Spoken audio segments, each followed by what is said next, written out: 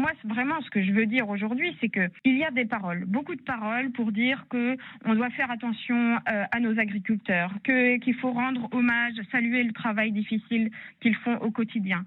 Mais où sont les actes ? Où sont les actes après ces paroles? Quand on sait qu'il y a 16% des agriculteurs qui vivent sous le seuil de pauvreté, qu'il y a un agriculteur sur deux qui partira à la retraite dans les années qui viennent, qu'il y a un tiers des agriculteurs qui ont plus de 60 ans qui n'ont pas trouvé de repreneur, et que parmi ces porteurs de projets qui sont intéressés pour reprendre des fermes, il y a 60% qui sont des NIMA, des non issus du milieu agricole, et qui, eux, sont les premiers concernés sur la difficulté d'accès au foncier agricole. Que là, on se retrouve avec des éleveurs de volailles, des éleveurs bovins, des éleveurs ovins qui traversent une crise sanitaire qui est terrible.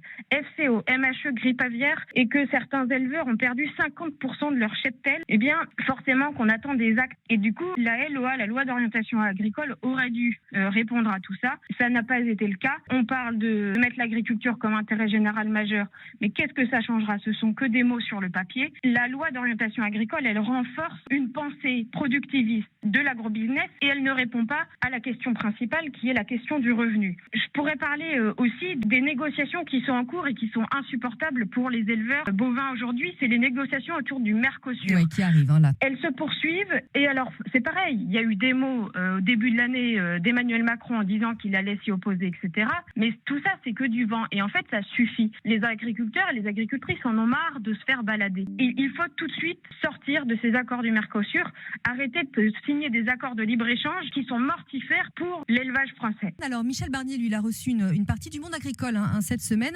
Lui-même a été à la tête de ce ministère dont il a augmenté le budget. Est-ce que vous sentez qu'avec lui et Annie Genevard, les choses peuvent avancer? Est-ce que c'est un meilleur interlocuteur que ne le fut Gabriel Attal comme Premier ministre? Écoutez, on a justement commencé les débats sur la discussion budgétaire agriculture en commission des affaires économiques cette semaine. On a constaté qu'il y avait des coupes budgétaires dans ce budget et notamment un manque de volonté clairement de planifier la transition écologique. Et donc là, qu'est-ce qui est en train de se passer? C'est que finalement, il n'y a pas de réponse vraiment qui a été apportée au monde agricole. Donc on se retrouve 10 mois plus tard, alors que déjà début de l'année, il y avait des grosses mobilisations agricoles, avec des nouvelles mobilisations qui ont commencé ou qui vont continuer dans les semaines à venir. Oui, alors les agriculteurs qui demandaient, il y a quelques mois, c'était il n'y a pas si longtemps, moins de normes, qui demandaient également de la simplification. La ministre assure que l'État va tenir parole sur tous les engagements pris par Gabriel Attal, sauf que là, il y a urgence. Pourquoi ça traîne autant ?